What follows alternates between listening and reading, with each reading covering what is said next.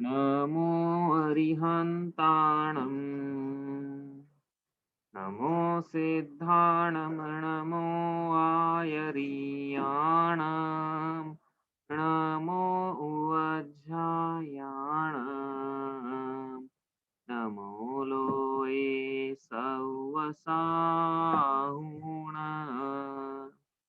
तीन भुवन में सार वीतराग विज्ञानता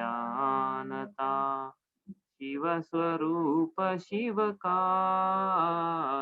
नमः त्रियोग संहारिके। हम पढ़ रहे हैं श्री छाड़ाला जी, इसकी ढालों में से हमारी चल रही 5वीं ढाल। इसमें हम पढ़ रहे हैं संसार भावना। संसार भावना के अंतर्गत हमारा चल रहा है छंद नंबर 5, इसको एक बार पढ़ते हैं। चाहूं गति दुख जीव भरे हैं, परिवर्तन पंच करे हैं, सब विधि संसार असारा, या में सुख नाही लगारा। चारों गतियों में दुख जीव ही भरते हैं, चारों गतियों में दुखी जीव भरे हुए हैं, जो द्रव्य क्षेत्र काल भव भाव ये पंच परावर्तन अनादिकाल से कर रहे हैं, अनंत बार कर लिए हैं और करते हुए सभी पदार्थों को पा लिया, लेकिन सुख की प्राप्ति नहीं हुई और हमें तो सुख चाहिए। इसलिए कह रहे हैं कि सभी प्रकार से भोग के देख लिया संसार को, सभी प्रकार से संसार असार निकला, लेश मात्र भी इसमें सुख नहीं है, ऐसा यहाँ पे कह रहे हैं। 5 परावर्तन के हमने 5 परावर्तन देखा क्या होता है और चारों गतियों के दुख देखे हमने। अब एक काम करते हैं, पहली ढाल एग्जाम में आएगी 5 और भी पता याद दिला रहा हूँ मैं जिनको याद नहीं हो। 5वीं ढाल के एग्जाम में अभी तक की 5 ढाल जो है वो सब एग्जाम में आएगी, ठीक है। तो पहली ढाल भी आएगी, पहली ढाल का रिवीजन करते हैं। क्यों कर रहे हैं आज पहली ढाल का रिवीजन?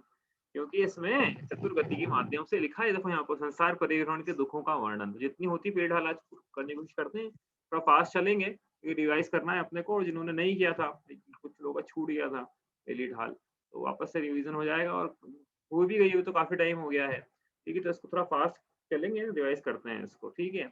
तो यहाँ लिखा सोठा हमने पढ़ा अभी कि 3 भुवन में सार, तीनों लोकों में, भुवन मतलब लोक। अब लोक क्या होता है, ये लोक भावना पढ़ेंगे अभी हम, तब पढ़ना है हमको कि लोक क्या होता है, अभी नहीं कर रहे हैं। लोक की रचना, 3 लोक, नरक स्वर्ग मध्य लोक, ये सब रचना अपन देखेंगे लोक भावना वापस से, वो अभी नहीं करेंगे पहली ढाल के रिवीजन में, क्योंकि पहली ढाल में पढ़ा था हमने वो, तो अभी तो नहीं कर रहे हैं। तीनों भुवन में, तीनों लोकों में सार जो है क्या है, वीतरा विज्ञानता। क्यों ऐसा बोल रहे हैं? क्योंकि अभी बोला है कि परिवर्तन पंच करें, सब विधि संसार असारा, सभी सभी प्रकार से संसार असार, तो फिर सार भी कुछ है कि नहीं, ग्रहण करने लायक कुछ है कि नहीं। तो ये कह रहे हैं कि तीनों लोकों में, पूरे संसार में, तीनों लोक में देखो सार निकल के आता है। तो देखो ये 3 लोगों को मथा है, निकल के आया, वीतरा विज्ञानता निकल के आई है, इसलिए वीतरा विज्ञानता ही सार है। मतलब वीतरा मतलब क्या होता है, बीत गए राग जिनका, और विज्ञानता मतलब विकार रहित केवल ज्ञान। तो विकार, वीतरागता और विज्ञानता यह सार है। तो सार है तो मुझे ग्रहण करना चाहिए, तो मुझे सुख की प्राप्ति होगी, ऐसा लिखा भी है। यही शिव स्वरूप है, यही आनंद स्वरूप है, यही आनंदकारी है। इसलिए ऐसी वीतराग विज्ञानता को मैं मन वचन काय तीनों योगों को, योग मतलब मन वचन काय की चंचलता से आत्मा के प्रदेश के प्रस्पंदन को योग कहते हैं। यहाँ पे 3 योग लिखा है, तो मन वचन काय लेना है। मन वचन काय को अपने संहारी कर, अपने वश में करके नमस्कार करता हूँ, क्योंकि ये ग्रहण करने योग्य, यही पूजनीय है, यही उपादेय है, ठीक है। ये तो मंगलाचरण का अर्थ हम रोज करते हैं, मंगलाचरण पढ़ते हैं मतलब। अब यहाँ से करते हैं पहली ढाल का रिविजन शुरू। चारों गतियों के दुखों का वर्णन इसमें है। तो यहाँ लिखा है, जे त्रिभुवन में जीव अनंत, सुख चाहे दुख ते भयवंत, ताते दुख हारी सुखकार, कहे सीख गुरु करुणाधार। इस त्रिभुवन में अनंत जीव है। अब त्रिभुवन मतलब वही ऊपर लिखा था ना, ऊपर क्या लिखा था, 3 भुवन लिखा था, यहाँ क्या लिखा है, त्रिभुवन लिखा है। तो वो 3 भुवन मतलब 3 लोक, मतलब ऊर्ध्वलोक मतलब अधोलोक, मध्यलोक और ऊर्ध्वलोक।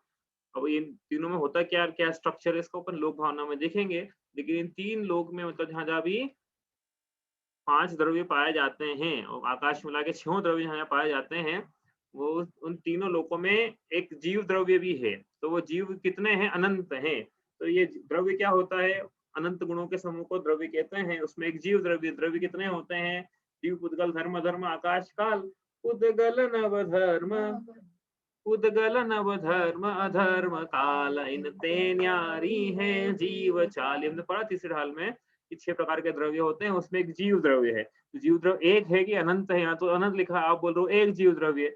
जाति अपेक्षा एक है लेकिन संख्या अपेक्षा वही अनंत है, ऐसा नहीं है। मैंने जब ये लाइन पढ़ी थी ना उस समय, तो हमने बोला था कि आदि शंकराचार्य के अद्वैतवाद का निराकरण करेंगे इसमें ना, थोड़ा बहुत किया था दूसरे ढाल में कि वो कह रहे हैं कि एक ही है, एक नहीं है, अनंत है, ठीक है। तो इस त्रिभुवन में अनंत जीव हैं।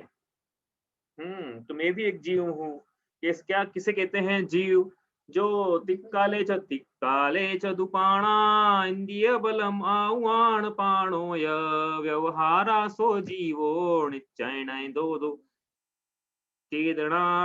जस क्या है, 3 काल में जिसके 4 प्राण होते हैं, वो व्यवहार से वह जीव है, और निश्चय से चेतना जिसके होती है वह जीव है। ये जीव की परिभाषा है। जो चैतन्य प्राणों से जीता है उसको भाव प्राणों से जीता है उसको जीव कहते हैं, और जो द्रव्य प्राणों से जीता है उसे भी जीव कहते हैं उपचार से। तो 4 प्राण कौन-कौन से हैं? 10 प्राण कौन-कौन से? कभी 4 बोलते हो, कभी 10 बोलते हो। तो 5 प्रकार की इंद्रियाँ हैं, 3 प्रकार के बल है, एक आयु और एक श्वास। इस प्रकार ये 4 की कैटेगरी में 10 प्राण, इससे जीव जीता है। जीव किसे कहते हैं? जिसमें ज्ञान दर्शन होता है। जीव किसे कहते हैं? जिसमें चेतना होती है। जीव किसे कहते हैं? जिसका उपयोग लक्षण है। जीव किसे कहते हैं? जिसमें ज्ञान दर्शन सुख वीर्य होता है। जीव किसे कहते हैं? जिसमें जो चैतन्य प्राणों से जीता है। और जीव किसे कहते हैं? जो 10 प्राणों से जीता है। जीव किसे कहते हैं? मुझे जीव कहते हैं, क्योंकि मैं जानता हूँ, जिसमें ज्ञान दर्शन पाया जाता है। तो मैं जीव हूँ, और मैं क्या चाहता हूँ, ऐसा लिखा उन्होंने, सुख चाहे दुख ते भयवंत, कि सभी जीव सुख चाहते हैं, दुखों से भयभीत रहते हैं। संसार में ऐसा कोई भी जीव नहीं है, कहीं ढूंढ के भी लाओगे तो नहीं मिलेगा, जो बोलेगा मुझे दुख चाहिए। संसार में सभी जीव सुख सुख चाहते हैं, और जितने भी हमारे पुरुषार्थ हैं सुख की प्राप्ति के लिए हो रहे हैं अनादिकाल से, लेकिन सुख की उपलब्धि हुई नहीं, क्योंकि जगह का सुख तो मृग तृष्णा है, झूठे हैं इसके पुरुषार्थ। सत्य पुरुषार्थ या उसका वर्णन तीसरी ज्योति 5 छठी ढाल में चल रहा है। तो इसलिए दुखों को हरने वाली, सुख को करने वाली शिक्षा कहते हैं, मतलब इसलिए दुख हारी, मतलब दुखों को हरने वाली, दुख मतलब पीड़ा के परिणाम, सुख मतलब आनंद के परिणाम। दुखों को हरने वाली, सुखों को करने वाली सीख दे रहे हैं कौन? दौलत राम जी नहीं दे रहे हैं। पहले सीख गुरु करुणाधार, निर्ग्रंथ परंपरा से सीख चली आ रही है। ओरिजिन कहाँ से हुआ था इसका? तो अभी वर्तमान काल में तो भगवान महावीर तीर्थंकर की धुनी गणधर ने सुनी, अंग रचे चुनी ज्ञानमय। क्योंकि लोगों का प्रश्न होता है ना कि ये ग्रंथ कहाँ से आए, किसने लिखे हैं, तो हम भी लिख देंगे, ये सत्य हो जाएगा। उन्होंने उनके हिसाब से लिखा, हमारे हिसाब से लिखते हैं, तो ऐसा नहीं है। हमारे पीछे सर्वज्ञता का आधार है, विदित्रागता का आधार है, जिनके वचन लेश मात्र भी असत्य नहीं होते हैं, और जिनके लेश मात्र भी अज्ञान नहीं है, उसका आधार है, उस आधार से निकली है जिनवाणी। तो वहां से आई है ये जो सीख दे रहे हैं ना, सम्यक दर्शन ज्ञान चारित्राणी मोक्ष मार्ग, कहाँ से आई है? गुरुमुख से। गुरुमुख से कहाँ से आई? उनके गुरु, ऐसी परंपरा चली। कहाँ तक चली? गणधर। गणधरों को कहाँ से मिली? सीधे भगवान से। भगवान कहाँ से मिली? सर्व के ज्ञान प्रकट हुआ।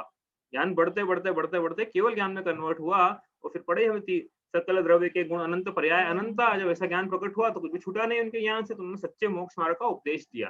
तो वहां से सीख मिली है, दौलत राम जी से हमें मिल रही है। हम इस सीख को क्या करें? देखो उन्होंने क्या लिखा, क्या करें? ताहि सुनो भवि मन थिर आन, जो चाहो अपनो कल्याण। मोह महा मद पियो अनादि, भूल आपको भरमतवादी। या सीख को क्या करें? तो सीख को क्या करें? कवर चढ़ा के नहीं रखे शुद्ध पंचमी के दिन मात्र, ये सिर्फ पूजा के लिए न रखें, या जिनवाणी की पूजा के लिए, जिनवाणी स्तुति के लिए न रखें। उन्होंने क्या कहा कि इसको सुने। सुने कहाँ? गुरु मुख से सुने इसको, स्वाध्याय करें इसका, एक दूसरे को सुनाएं।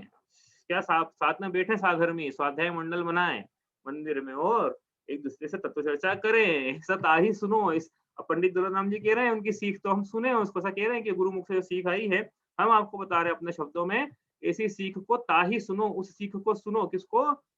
जो सीख दुख को हरने वाली है, सुखों को करने वाली है। सुखों को करने वाली सीख को क्यों सुने? क्योंकि हम सुख चाहते हैं। क्यों? क्योंकि हम दुखों से भयभीत हैं। ऐसा हम जीव है ना, इसलिए जीव है, सुखों सुख चाहता है। इसलिए ताही सुनो भई मन थिरान, उस सीख को स्थिर मन से सुनिए, चंचलता धारण करके मत सुनिए। ऐसा नहीं कि आज समझ में नहीं आई, अब तुम्हें कुछ समझ में नहीं आएगा। नौकरी पे गए थे, पहले दिन समझ में नहीं आया कुछ भी, नौकरी छोड़ के आ गए थे क्या?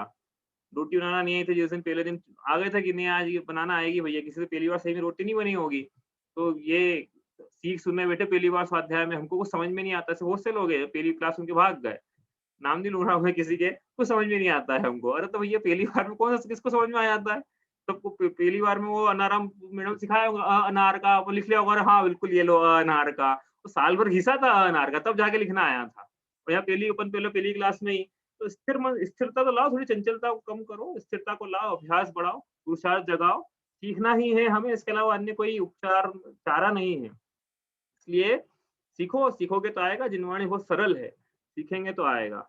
रुचि होना चाहिए, उत्साह होना चाहिए और मन में श्रद्धान होना चाहिए कि ये सच्चे सुख का मार्ग है, यही क्या है, कल्याण का मार्ग है। तो ऐसा कह रहे हैं वहाँ पे कि इस सीख को स्थिर मन से सुनो। मन क्या होता है? मन दो प्रकार के होते हैं, द्रव्य मन और भाव मन। द्रव्य मन क्या है? हृदय कमल पे अष्ट पंखुड़ी के फूले हुए कमल के समान मनोवरगणा से बनी हुई द्रव्य पुद्गल परमाणुओं की रचना, यह द्रव्य मन है। और भाव मन क्या है? ये आत्मा का जो हित और अनहित का जो विचार की ज्ञानात्मक अवस्था विशेष है, उसे भाव मन कहते हैं। ठीक है, तो मन ज्ञानात्मक है, भाव मन ज्ञानात्मक है और द्रव्य मन पुद्गलात्मक है। ठीक है, तो ये मन है, मन दिया ना हमको सोचने के लिए, तो मन का क्या काम है? अपन ने अनेक बार देखा, श्रुतम मनंदिरस्य, मन का कार्य है जिनवाणी का चिंतन करना। तो मन मिला है, संगी पंचेंद्रियपना इतना आसान नहीं है मिलना, हमको मिला है, तो उस मन का सदुपयोग करें, स्थिर मन से इस सीख को सुने। क्यों सुने? कि यदि अपना कल्याण चाहते हो, क्लियर कर ले, बोला है यहाँ पे कि यदि अपना कल्याण चाहते हो तो भगवान की जिनवाणी को स्थिर मन से सुनो, नहीं चाहते हो तो जो कर रहे हो वो कर ही रहे हो और अनंत दुखों को भोग ही रहे हो पंच परावर्तन करते हुए। पीरियड हाल में उसका वर्णन पढ़ ही रहे हैं आज संसार भावना के अंतर्गत कि क्या कैसे कैसे प्रवृत्ति संस्करण करते हुए जीव ने दुख भोगे हैं। तो यदि अपना कल्याण चाहते हो तो अभी तक वो सीख नहीं सुनी है, स्थिर मन से वो सीख को सुनो, उसको आत्मसात करके चारित्र में, श्रद्धान में, ज्ञान में उसको अंगीकार करो, धारण करो।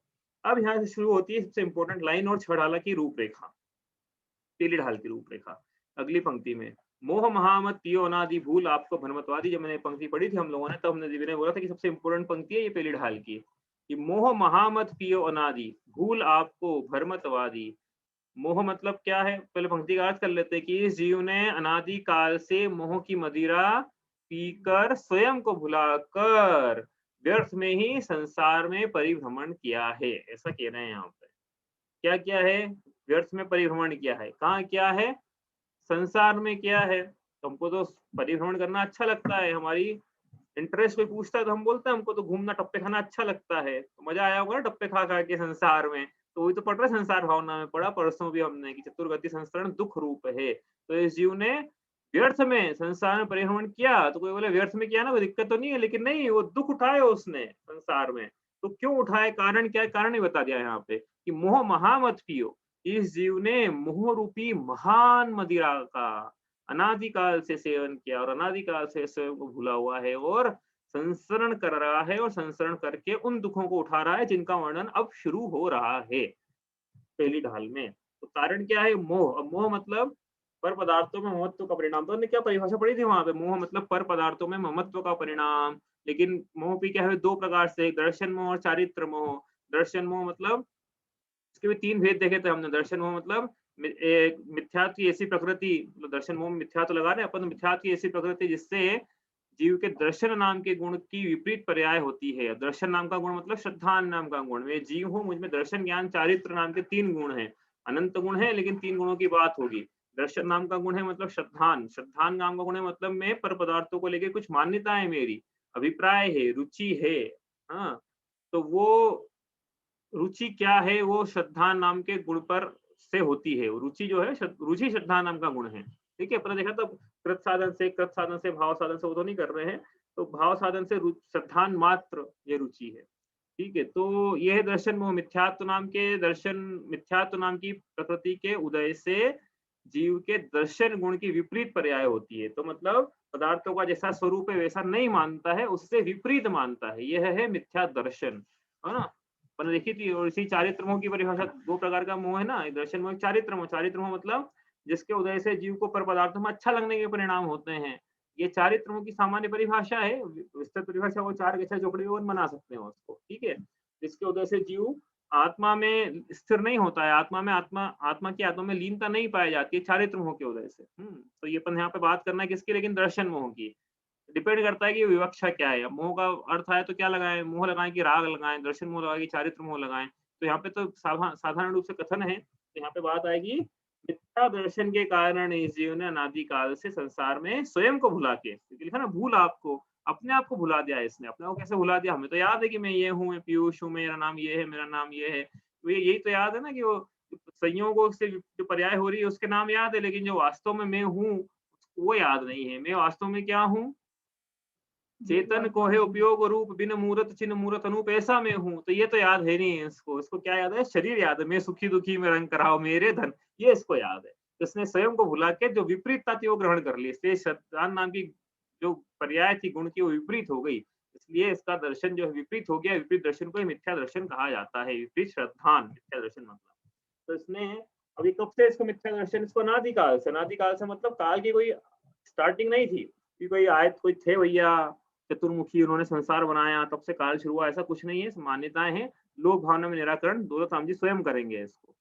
कोई न करे न धरे को शतद्रव्य मई न हरे को, ऐसा सो लोक माही बिन समता दुख सहे जीव नित भमता, ऐसा वो लोक भावना में कहेंगे कि इस जीव को किसी ने बनाया हुआ नहीं है, इसलिए ये काल जो है अनादिकाल से चल रहा है, इसलिए जीव का अस्तित्व भी अनादिकाल से है। और अनादिकाल से ही जिस प्रकार सोने के खदान में सोना अनादिकाल से ही मिट्टी से मिला हुआ स्वर्ण पाषाण के रूप में पाया जाता है, ठीक उसी प्रकार एक आत्मा भी लोक में अनादिकाल से कर्मों के मलिनता से मलिन है, इस प्रकार से अनादिकाल से पाया जा रहा है। ऐसा नहीं है कि पहले सोना शुद्ध था फिर पत्थर मिल गया उसमें तो स्वर्ण पाषाण उसमें मलिनता, ऐसा उसी प्रकार आत्मा का स्वरूप भी ऐसा नहीं कि आत्मा पहले शुद्ध था फिर बाद में अशुद्धियां मिल गई उसमें, ऐसा नहीं है। अनादिकाल से है, जैसा सोना स्वर्ण पाषाण कण कोपल यह अनादिकाल से शुद्ध है, वैसे ही आत्मा भी अनादिकाल से कर्मों की मलिनता के कारण विकारी पर्यायों के कारण विकारी परिणामों के कारण अनादिकाल से मलिन है, मिथ्या दर्शन इसके पाया जा रहा है।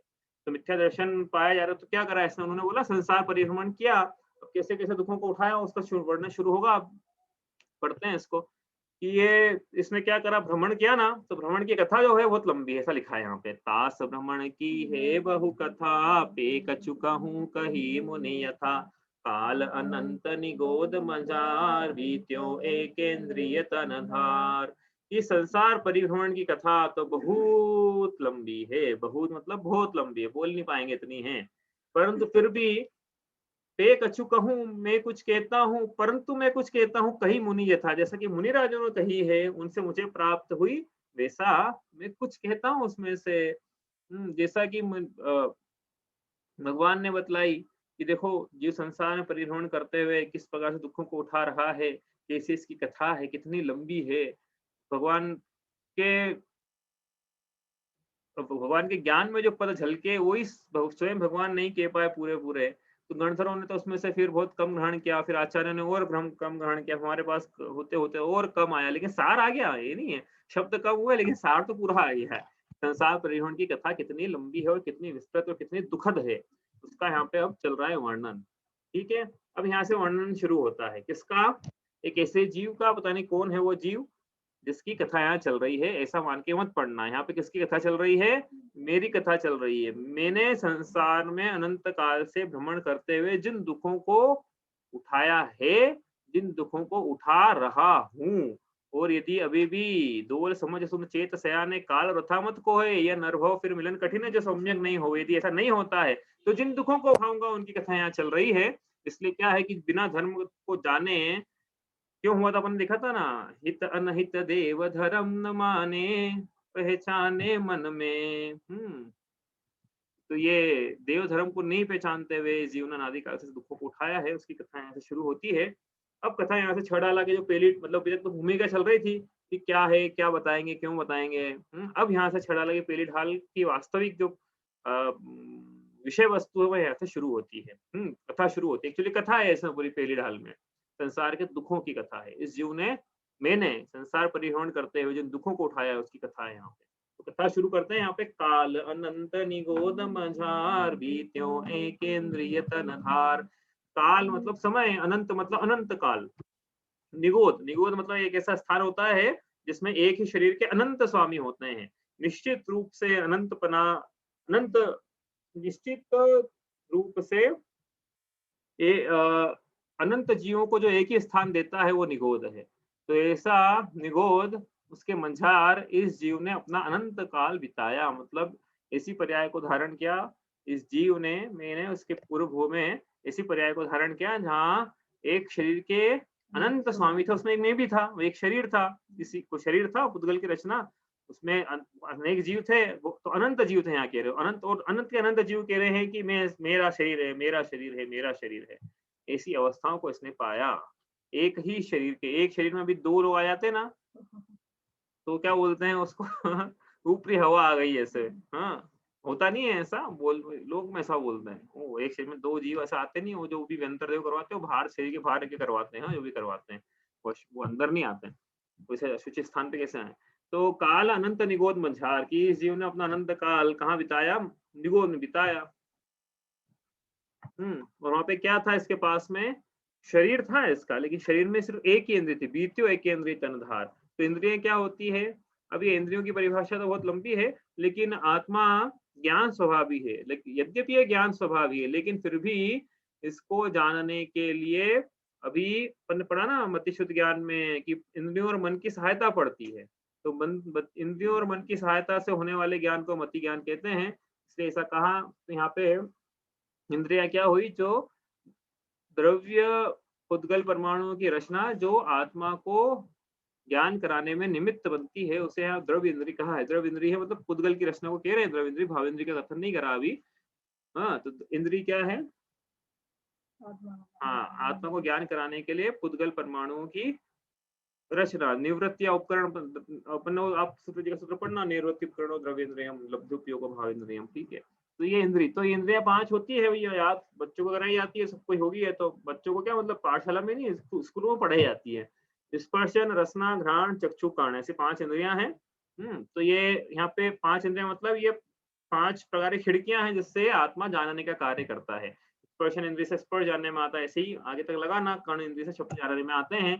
तो इसको एक इंद्रिय मिली है तो कौन सी मिली होगी? तो इंद्रियां क्रम क्रम से मिलती है। एक इंद्रिय मिली तो स्पर्श इंद्रिय है, 2 इंद्रिय तो स्पर्शन रसना है, इस प्रकार 4 इंद्रिय तो स्पर्शन रसना घ्राण चक्षु है, और 5 इंद्रिय तो स्पर्शन रसना घ्राण चक्षु कर्ण है, 3 इंद्रिय तो स्पर्शन रसना घ्राण, इस प्रकार से रहता है। बी उटपटांग नहीं मिलती कि स्पर्शन फिर चक्षु मिल गया, ऐसा नहीं है। 2 इंद्रिय में, हाँ, तो स्पर्शन 2 इंद्रिय तो स्पर्शन रसना ही मिलेगी। तो इसलिए एक पहली मिली है, एक इंद्रिय मिली तो इसको निश्चित तौर पे स्पर्शन इंद्रिय ही मिली है। मतलब इसका शरीर में स्पर्शन था, शरीर के माध्यम से जानता था कि आंखें नहीं थी, कान नहीं थे, नाक नहीं थे और रसना इंद्रिय नहीं थी। किसके? जिसने यहाँ जन्म लिया है अनंत काल तक निगोद। तो निगोद अवस्था में जिन अनंत काल एकमात्र स्पर्शन इंद्रिय लेकर ही निकाल दिया, अनंत काल निकाल दिया। अनंत मतलब अब 2 प्रकार के अनंत होते हैं, सक्ष अनंत और अक्षय अनंत। यहाँ पे जो बात हो रही है वो सक्ष अनंत की हो रही है। अनंत काल मतलब ऐसा, वैसे तो गिनने पर सामान्य परिभाषा ये है कि गिनने पर जिसका अंत ना हो उसे अनंत कहते हैं, लेकिन वो भी 2 प्रकार का है, फिर एक सक्ष और एक अक्षय। तो यहाँ पे सक्ष अनंत है कि भाई हमारे ज्ञान का विषय नहीं बन रहा है। मन पर्याय ज्ञान के धारी रिद्धिधारी मुनिराजों के ज्ञान का विषय भी नहीं बने, तो वो अनंत। उसके बाद से हाँ, तो मन पर्याय ज्ञान के धारी पे संख्यात भी अपने ज्ञान का विषय बनाते हैं, और अनंत जो है उसके बाद शुरू होता है। तो ये वो अनंत है जो कि केवल ज्ञान का विषय है, लेकिन हाँ, ये गिनने पर जिसका अंत हो जाता, मतलब जिसका अंत हो जाए, अक्षय अनंत है वो। ठीक है, अक्षय अनंत मतलब गिनने पर भी अंत नहीं होता उसको, अक्षय अनंत। तो यहाँ पे बात है अक्षय अनंत की। तो अनंत काल तक इस जीव ने अपना कहाँ निकाला है? एक इंद्रिय पर्याय में, जहाँ एक शरीर के अनंत स्वामी। कहाँ मिलती है ये पर्याय? प्रश्न यहाँ पे उठता है, कहाँ मिलेगी ये? कहाँ होते हैं निगोदिया? तो निगोदिया तो सूक्ष्म निगोदिया तो पूरे लोग में भरे हुए हैं, लेकिन क्या है यहाँ पे जो बात कर रहे हैं अपन बात उस दिन भी करी थी अपन ने। कहाँ से शुरू करी थी कि आलू का एक आलू लेना, उसको सुई की नोक पे उसका छोटा सा कण रखना, उस कण में असंख्यात स्कंद, असंख्यात स्कंद के अंदर अंडर आवास पुलवी, असंख्यात असंख्यात असंख्यात, और पुलवी में फिर निगोद शरीर असंख्यात, उसके अंदर अक्षय अनंत जीव राशि। हाँ, तो ये किस कहाँ चल रहा है सब? ये सुई की नोक पे रखे हुए आलू के दाने पे, कण पे चल रहा है ये। वो जो शरीर है, वो शरीर है ना, आलू का वो जो आलू है, आलू का वो कण है, वो शरीर है। कितने जीवों का शरीर है वो, ये प्रश्न हुआ है। तो सुनो भैया, कितने जीवों का शरीर है कि वो एक स्कंद, वो जो एक कण लिया था उसके अंदर असंख्यात तो स्कंद है, एक एक स्कंद के अंदर असंख्यात अंडर, एक एक अंडर के अंदर असंख्यात आवास, एक एक आवास के अंदर असंख्यात कुलवी, एक एक कुलवी के अंदर असंख्यात निगोदिया जीव, और एक एक निगोदिया शरीर, और एक एक निगोदिया जीव के अंदर अक्षय अनंत। अक्षय अनंत बोल रहे हैं यहाँ पे, और अक्षय अनंत नहीं है, गिनने पर अंत नहीं हो, इतने जीव पाए जाते हैं। किसमें? वो आलू में नहीं, वो आलू की एक सुई की कण पे जो आलू का अपन दाना रखा था, कण रखा था उसमें। तो ये जो जीव है, ये ऐसी, ये ऐसा है कि आलू तो है वैसे देखा जाए तो प्रत्येक वनस्पति है। हाँ, आप बोलो प्रत्येक बोल रहे हो उसको, हाँ प्रत्येक है वो, लेकिन वो साधारण जीव पाए जाते हैं, इसलिए वो साधारण कहलाती है। ठीक है ना, होती तो प्रत्येक ही वनस्पति है, लेकिन उसमें साधारण जीव की उत्पत्ति हो जाती है, इसलिए वो साधारण कहलाती है। अपन ने साधारण प्रत्येक का यहाँ पे करा था कि नहीं, मुझे ध्यान नहीं है। करा था क्या? साधारण किसे कहते हैं, प्रत्येक किसे कहते हैं? तो जिसमें हाँ करा था। साधारण वनस्पति मतलब इसमें एक जीव के अनंत स्वामी साधारण वनस्पति, और एक प्रत्येक वनस्पति मतलब इसमें एक शरीर का एक ही स्वामी वो प्रत्येक वनस्पति है। तो ये एक जीव का एक ही स्वामी रहता है स्टार्टिंग में, मतलब जो भी जीव रहती है, लेकिन फिर क्या है, ये इसमें ये साधारण हो जाती है प्रत्येक से, ऐसी होती है वनस्पतियां। प्रत्येक प्रत्येक से साधारण हो जाती है, बोला ना मैंने। हाँ ठीक है। तो ये अब क्या कह रहे हैं यहाँ पे कि ऐसा इसने अवस्थाओं को बिताया। तो एक केंद्रित थी, उसको तो बड़ा मजा आता होगा। तो देखो ये लिखा है चैप्टर नंबर 4 में, दुखों का वर्णन करना है ना अपने को। तो यहाँ से जो कथा शुरू करिए तिर्यंचों से शुरू करिए। तिर्यंचों में एक केंद्र से, एक केंद्र में निगोदिया से शुरू करिए, है ना, जो सबसे हीन अवस्था है जीव की, उसमें नित्य निगोद से। अब निगोद क्या है? निगोद दो प्रकार का, नित्य निगोद और इतर निगोद। नित्य निगोद मतलब जहां से जीव अभी तक कोई बाहर निकला ही नहीं, वो नित्य निगोद। इतर निगोद मतलब जहां से जीव बाहर निकल, और इतर निगोद क्या है कि कोई ऐसी अवस्था जहाँ नित्य निगोद से जीव बाहर निकला लेकिन वापस से निगोद में चला गया, तो उस अवस्था को इतर निगोद कहते हैं। ठीक है। तो नित्य निगोद से जीव कोई बाहर निकला नहीं, और इतर निगोदिया में जो जीव बाहर निकल गए, बाहर निकल गए मतलब बाहर निकले वहां से स्थावर आदि पर्याय को धारण किया और वापस फिर निगोद पर्याय में चले गए। वो घूम फिर के उनको मौका मिला, प्रकृति ने मौका दिया है कि तुम सिद्ध अवस्था की, मतलब प्रकृति ने मौका दिया उनको कि देखो हम मौका दे रहे हैं, या तो ऐसी अवस्था की प्राप्ति कर लो जहाँ पे एक ही क्षेत्र में अनंत जीव रहते हैं, या फिर ऐसी अवस्था की प्राप्ति करो जहाँ पे एक क्षेत्र में अनंत जीव रहते हैं। दो ऑप्शन है, कौन सा लेना है? ऐसा मौका दिया उनको। समझ में आया? निगोद से जीव वहां निकला, प्रकृति ने मौका दिया उनको कि देखो अब तुम्हारा मौका है पंचसंगी पंचेंद्रियपना मिलने पर, या तो ऐसी अवस्था की प्राप्ति करना मनुष्य गति मिलने पर कि जहां पर एक ही क्षेत्र में अनंत जीव रहते हो, और नहीं कर पाओगे तो देखो फिर दूसरा ये ऑप्शन है कि ऐसी अवस्था की आप प्राप्ति करना जहाँ एक क्षेत्र में अनंत जीव रहते हो। समझ में आई बात? नहीं आई? ऐसी अवस्था की प्राप्ति करना, एक ही क्षेत्र में अनंत जीव मतलब सिद्ध भगवान रहते हैं। ये नहीं मिला वो ऑप्शन, तो ऐसी अवस्था की प्राप्ति करना जहाँ एक क्षेत्र में अनंत जीव मतलब निगोद शरीर। निगोद में भी एक क्षेत्र में अनंत जीव सिद्ध भगवान के भी, लेकिन वो अशरीरी, और ये एक शरीर के अनेक स्वामी, अनंत स्वामी। तो कैसे कैसे दुखों को उठाया उसका वर्णन निगोद में यहाँ पे। एक श्वास में 8-10 बार जन्म्यो मर्यो भर्यो दुख भार, निकसी भूमि जल पावक भयो, पवन प्रतीक वनस्पति थयो। एक श्वास में, अब यहाँ पे श्वास का मतलब श्वासोच्छ्वास वाला नहीं है, जो नाड़ी का स्पंदन काल है उसको बोला एक श्वास का काल। मतलब एक नाड़ी का जो स्पंदन का काल है वो एक श्वास का काल है। तो एक नाड़ी का स्पंदन काल 0.76 सेकेंड, है ना। 0.76 में 8-10 लिखा है, तो 18 बार। 18 बार क्या हुआ? एक मतलब 0.76 में 18 बार उस निगोदिया का, जिसकी बात चल रही है ना ऊपर, एक केंद्रीय निगोदिया, आलू का जीव, आलू में पाया जाने वाला साधारण जीव, उसने उसमें भी अपर्याप्त जो जीव उनकी चर्चा है वैसे यहाँ पे, उसमें पर्याप्त भी हो सकते हैं, लेकिन अब अपर्याप्त की अपेक्षा से कथन करें। पर्याप्त अपर्याप्त क्या होता है वो अपने देखा नहीं था, लेकिन ऐसा जीव जो कि अंतर्मुहूर्त नियम से वर्णन को प्राप्त होते ही वो पर्याप्त है। ठीक है, उसकी इस पर्याप्त बुरी नहीं होती उसकी इंद्रियां आदि। तो ये इसने क्या करा, लब्धि पर्याप्त जीव ने एक श्वास के काल में 18 बार जन्म लिया, 18 बार मरण लिया। अब जीव को एक बार जब मरण करना पड़ता है तो कितनी वेदना होती है उसको सब चीजें छूटते हुए दिखती है। भले उसको शरीर, भले उसको यार संयोग है नहीं, शरीर संयोग है, लेकिन शरीर से उसको प्रीति है ना, वही मोह है ना। पर पदार्थों में ममत्व का परिणाम, तो उसको अपने शरीर से ममत्व का परिणाम है। शरीर छूट रहा है तो उसमें पीड़ा होती है। ऐसा मत सोचना कि नहीं होती है। जैसे क्या है, उस दिन भी उदाहरण दिया था कि ये यहाँ पे अपना एक अंगूठा टूटे तो अपने को कितनी पीड़ा होती है। इसका 0.76 में 18 बार शरीर टूट रहा है तो इसको कितनी पीड़ा होती होगी। ऐसा निगोद की अवस्था का वर्णन है यहाँ पे। इसका चल रहा है निगोद अवस्था में ऐसा 0.76 में 18 बार। फिर अगला 0. लब्ध्य पर्याय तक बनता रहा, ये मान लो तो 0.76 में 18 बार जन्म मरण, जन्म मरण, जन्म मरण, जन्म मरण करे ही जा रहा है, करे ही जा रहा है, करे ही जा रहा है। ऐसे इसको पीड़ाएं हो रही है, किसको? निगोदिया जीव को। तो यहाँ से आगे चले और यहाँ से इसको क्या करना है, साधारण से प्रत्येक बनाना है। अब देखो साधारण से प्रत्येक बनाना है ना, तो वनस्पति में साधारण प्रत्येक के भेद है, लेकिन पृथ्वी जल अग्नि वायु तो सब प्रत्येक ही होती है। वनस्पति होती है साधारण प्रत्येक, मतलब वनस्पति में ऐसा पाया जाएगा। जैसे हमने बोला था आलू का उदाहरण दिया, ऐसा कि आलू में निगोदिया, हमने अग्नि का नहीं दिया, पानी का नहीं दिया, उसमें नहीं होता, उसमें तो प्रत्येक ही होते हैं। तो एक शरीर का एक स्वामी मतलब प्रत्येक, और एक शरीर के अनंत स्वामी मतलब साधारण। तो वनस्पति में भेद है, इसमें नहीं है। इसमें जो पढ़ रहे हैं आगे, निकसी भूमि जल पावक भयो, कि वहां साधारण वनस्पति से निकला, वो निकल के क्या सिद्ध बन गया सीधा कि नहीं। सुनो अभी तो बहुत तास रोड की है, बहु कथा, लंबी कथा है। तो वहां से निकल कर क्या हुआ, ये भूमि वना, भूमि मतलब भूमि, जल, पावक मतलब अग्नि, पवन मतलब हवा, और प्रत्येक वनस्पति, पहले साधारण वनस्पति थी, अब प्रत्येक वनस्पति जैसे लोकी आदि, जो अपन जो भक्ष्य है। तो इस प्रकार से वहां से निकल कर क्या बना, ये भूमि बना, जल बना, पावक बना और पवन बना और प्रत्येक वनस्पति। और कैसे कैसे दुख थे इसके, हमने पढ़ा ही था अभी कल। क्या पढ़ा? कैसे कैसे दुख थे इसके?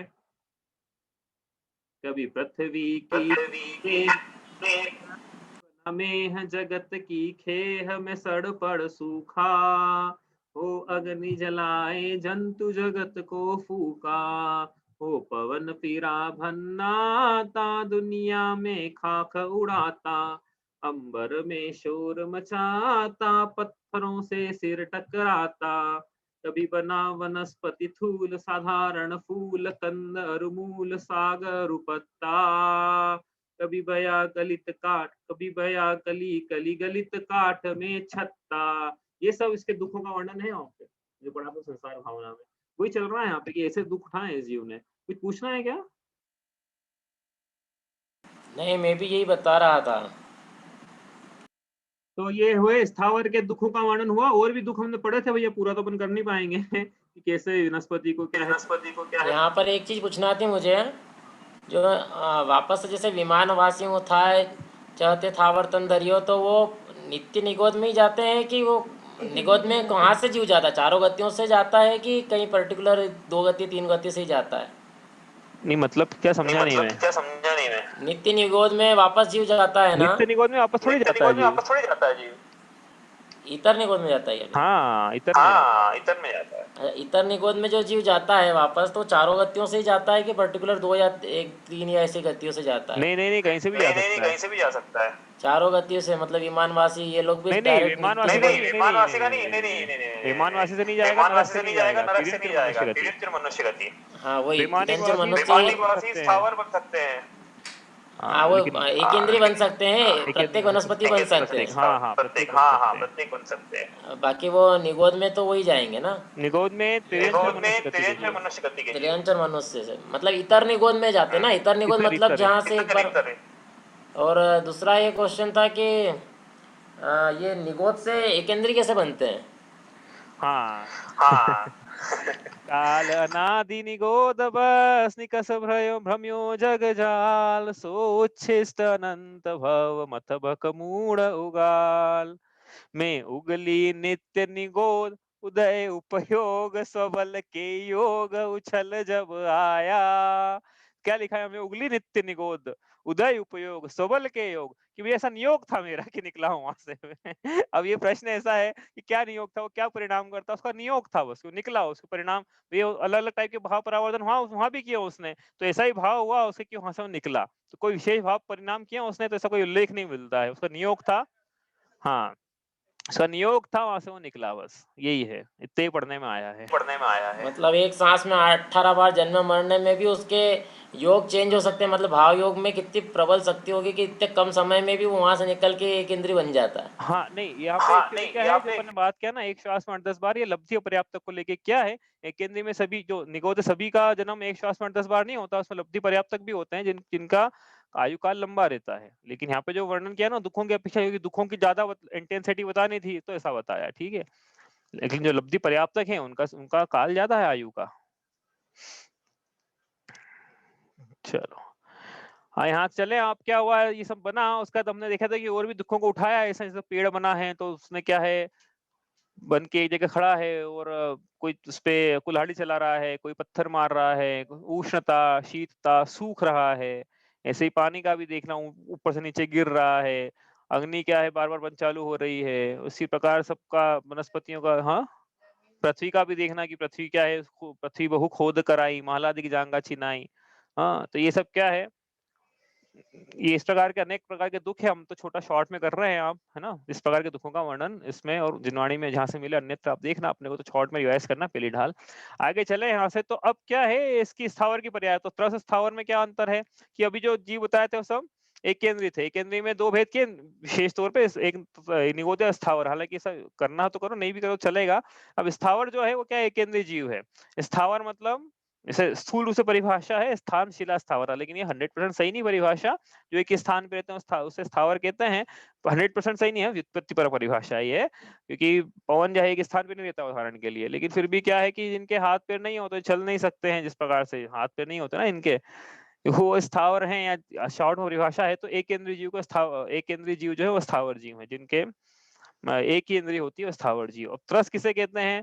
दो इंद्रिया द्विंद्रिय आदि त्रसा सूत्र जी का सूत्र है, दो इंद्रिय, तीन इंद्रिय, चार इंद्रिय और पंचेंद्रिय जीवों को, चतुरिंद्रिय पंचेंद्रिय जीवों को त्रस जीव कहते हैं। यानी ऐसा ऐसी परिभाषा और भी है, जैसे मैंने उस दिन भी नाम लिया था सर का, जिन्होंने पढ़ी थी ये H.C. जैन सर, उनकी परिभाषा याद आती है उनको बार बार। H.C. जैन सर ने लोक स्कूल में पढ़ी थी कि त्रस किसे कहते हैं, कि ऐसा जीव जिसमें जो भोजन है वो रक्त का निर्माण करता है, वो त्रस जीव है। और ऐसा जीव जिसका जो भोजन है उसे रस के निर्माण करता है, रक्त का नहीं करता है, वो स्थावर जीव। ऐसी परिभाषा भी है इसकी। और त्रस्यंती इति त्रसा ही परिभाषा लगा सकते हो त्रस जीव की, जो त्रास उठाते हैं, हालांकि एक इंद्रिय भी त्रास उठाता है तो वो भी, लेकिन सभी प्रकार से श्रेष्ठ परिभाषा तो इसकी ये लगाना आप कि दो इंद्रिय, द्विइंद्रिय, तीन इंद्रिय, चतुरिंद्रिय, पंचेंद्रिय जीव को त्रस जीव कहते हैं, एक इंद्रिय जीव को स्थावर जीव कहते हैं। तो इसको यह क्या कह रहे हैं कि स्थावर से त्रस पर्याय की प्राप्ति मिलना कितना दुर्लभ है, इसको पढ़ते हैं एक बार। दुर्लभ लही जो चिंतामणि त्यों परयाय लही त्रसटिणी लट पीपिल अली आदि शरीर धर धर मर्यो सही बहुपीर। तो जिस प्रकार चिंतामणि रत्न की प्राप्ति मिलना दुर्लभ है, अपने में से कितने लोगों के पास है चिंतामणि रत्न, या कितने लोगों ने देखा है कि होता है, देखने को जो नहीं मिला वो कितना दुर्लभ होगा। वैसे स्थावर पर्याय से त्रस पर्याय की प्राप्ति इतनी दुर्लभ है जितना कि चिंतामणि रत्न की प्राप्ति मिलना दुर्लभ है। मतलब क्या कह रहे हैं यहाँ पे कि वो लोकी का जीव लठ बनाना, तो वो लठ बनना इतना दुर्लभ था जैसे चिंतामणि रत्न मिल गया हो उसको। लठ बनना इतना दुर्लभ है, तो लठ के बाद फिर आगे आगे दुर्लभता की संगी पंचेंद्री पन्ना, मनुष्य पन्ना, दिनवाणी आदि स्वाध्याय सुनना, छड़ाला पढ़ना, सुनना, सुनाना, ये कितना दुर्लभ होगा। तो यहाँ कह रहे हैं कि दुर्लभ लही चिंतामणि, जिस प्रकार स्थावर से त्रस पर्याय की प्राप्ति दुर्लभ है, उसी प्रकार जिस प्रकार से चिंतामणि रत्न की प्राप्ति दुर्लभ है, उसी प्रकार से स्थावर से त्रस पर्याय की प्राप्ति दुर्लभ है। और स्थावर से त्रस मिल गई इसको, तो उसको मजा आ गया होगा, त्रस मिली तो दो इंद्रिय, तीन इंद्रिय, चार इंद्रिय, ऐसा है ना, द्विंद्रिय आदि त्रसा। तो ये लट बना, पीपील मतलब चींटी बना, अली मतलब भोरा बना, आदि मतलब दो इंद्रिय, तीन इंद्रिय, चार इंद्रिय है ये सब जीव, उसका बना। और धर धर मरियो सही बहु पीर, कि ये अनेक बार मरा, उसमें वो बना फिर मरा। कैसा कैसा उसके दुख देखे थे, हमने भी देखे थे ना, क्या देखे थे हमने दुख, याद है किसी को?